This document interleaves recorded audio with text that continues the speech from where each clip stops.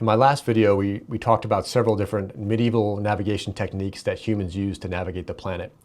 And these largely consisted of ways for humans to passively sense where they were from different magnetic fields, from time, and from a fixed constellation in the sky relative to the horizon. And so this was the astrolabe, the magnetic compass, and then the chronometer to measure time. And these evolved and continued to be refined up until the 19th century, when humans largely started transitioning to more of an active sensing techniques.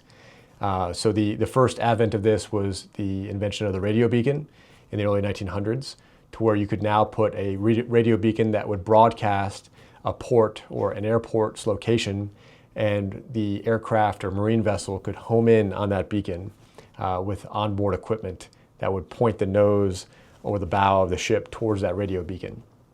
And there's still instances of this today, although it's been modernized over the last greater part of a century with the invention of the GNSS. As we developed launch vehicles to send stuff into space, the GNSS, or the Global Navigation Satellite System, is a bunch of different satellite constellations that broadcast GPS signals to where now your phone or your smartwatch can receive these signals and triangulate your position very, very quickly and rapidly.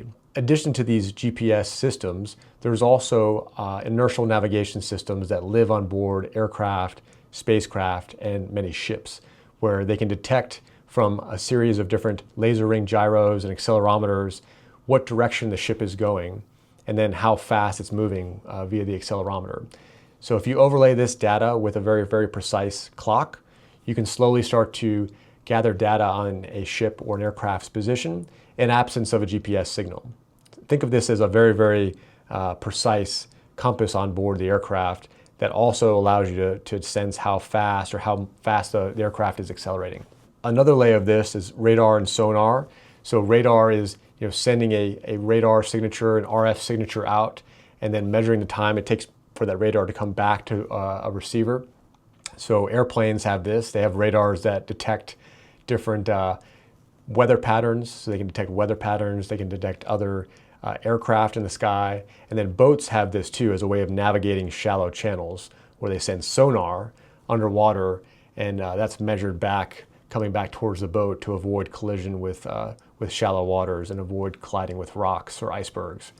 So this is kind of develops the external safety net for aircraft and vessels to help navigate to a very precise location. And then probably one of my favorite domains in modern navigation techniques are what modern spacecraft use. So modern spacecraft have an array of inertial navigation systems that they use, but more importantly, if they're not able to sense any ground-based station on Earth, and they're not able to identify where they are, many aircraft have star trackers, to where they can take a photo of stars or a constellation or a planet or its moons and overlay that with an internal map of stars in its internal computer. And so this can help it determine where it's at in time and space, and basically course correct if the spacecraft gets lost.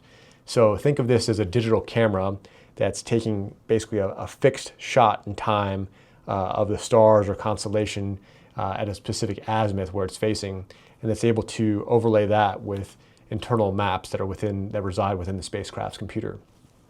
So these are kind of the different navigation techniques that are being used today. In the next video, we'll talk about some more nascent technologies that are being developed by cutting-edge technology companies, research institutions, and academia that will likely be used as they're commercialized as alternate ways to navigate in all domains. And looking forward to talking about that one. It consists of different quantum technologies that are being used to more precisely navigate magnetic fields. There's different imaging solutions that are being used, and a variety of different more advanced inertial navigation techniques that are being used.